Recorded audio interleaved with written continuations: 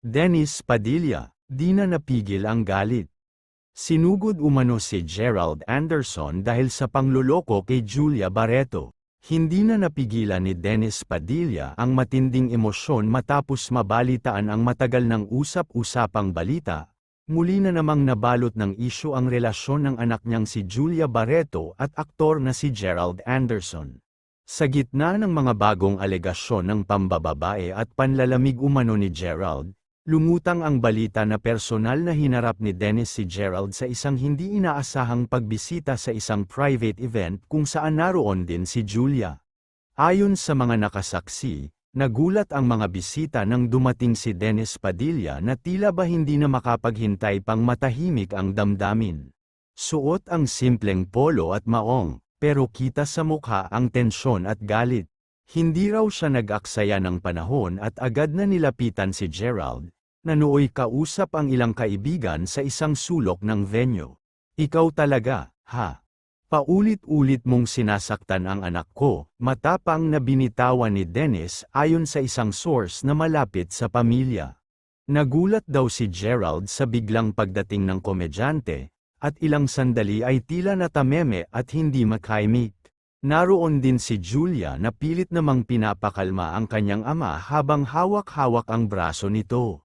Nagpatuloy ang tensyon sa loob ng ilang minuto.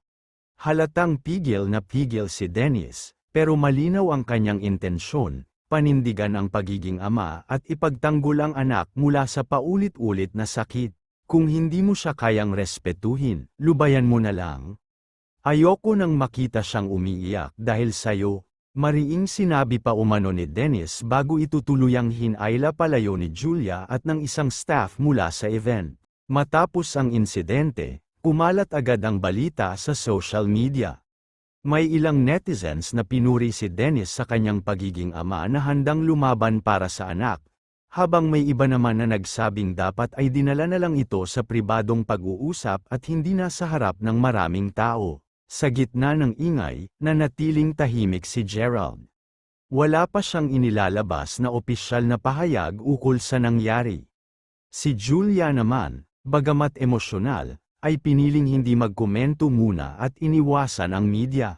Sa isang Instagram story niya kinagabihan, isang maikling quote lamang ang kanyang ibinahagi, "Family first, always." Hindi na bago sa publiko ang pagiging vocal ni Dennis Padilla pagdating sa mga karelasyon ni Julia. Sa mga nakalipas na taon, ilang beses na rin siyang nagpaalala kay Gerald na alagaan at huwag lolokohin ang kanyang anak.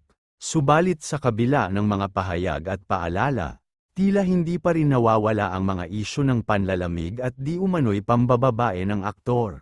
May mga lumulutang na rin ulat na si Julia mismo ay tila pagod na rin sa paulit-ulit na cycle sa kanilang relasyon, mga tampuhan, katahimikan, tsismis, at pagbabalikan. Walang kumpirmasyon kung tuluyang naghiwalay na nga sina Julia at Gerald, pero malinaw ang isang bagay, si Dennis Padilla, bilang isang ama, ay handang lumaban para sa anak niyang si Julia, anumang oras, saan mang lugar, at kanino paman.